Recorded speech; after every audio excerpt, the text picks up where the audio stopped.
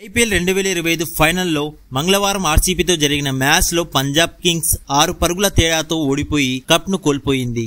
Match తర్వాత Punjab captain Shreyas Iyer మాట్లాడుతూ ఓటమి నిరాశ కలిగించిన తమ ఆటగాళ్లు అద్భుతంగా ఆడారని, అందరూ తమ వంతు కృషి చేశారని పొగడ్తలు కురిపించాడు. ఈ ఓటమి నిజంగా బాధ కలిగించింది, కానీ మా ఆటగాళ్లు సందర్భానికి తగ్గట్లు ఆడారు. సపోర్ట్ స్టాఫ్, టీం మేనేజ్మెంట్ మా విజయాల్లో పాలు పంచుకున్న ప్రతి ఒక్కరికి ధన్యవాదాలు. 200 పరుగుల లక్ష్యం కూడా సులువు అని అనుకున్నాం, కానీ ఆర్సీబీ బౌలర్లు, మరీ ముఖ్యంగా కునాల్ పాండ్యా అద్భుతంగా బంతులు వేసి మ్యాచ్ ని మలుపు తిప్పాడు. అతను తన అనుభవాన్ని సమర్థవంతంగా వాడుకున్నాడు. మా జట్టులో ప్రతి ఆటగాడు రాణించాడు. నేను వాళ్లపై గర్వపడుతున్నాను. చాలా మంది కొత్త ఆటగాళ్లు ఈ సీజన్ లో మొదటిసారి ఆడినా భయం లేకుండా అద్భుతంగా ఆడారు. వాళ్ళు లేకపోతే మేం అసలు ఫైనల్ కే వచ్చేవాళ్ళం కాదు. వాళ్లకు పెద్ద సలాం. వచ్చే ఏడాది కప్పు గెలవడానికి మళ్లీ పూర్తి ఉత్సాహంతో ప్రయత్నిస్తాం. ప్రతి మ్యాచ్ లోనూ గెలుస్తామనే నమ్మకంతో ఆడాం. వచ్చే సీజన్ లోనూ ఇదే జోష్తో ఆడతాం అని శ్రేయస్ అయ్యర్ చెప్పాడు.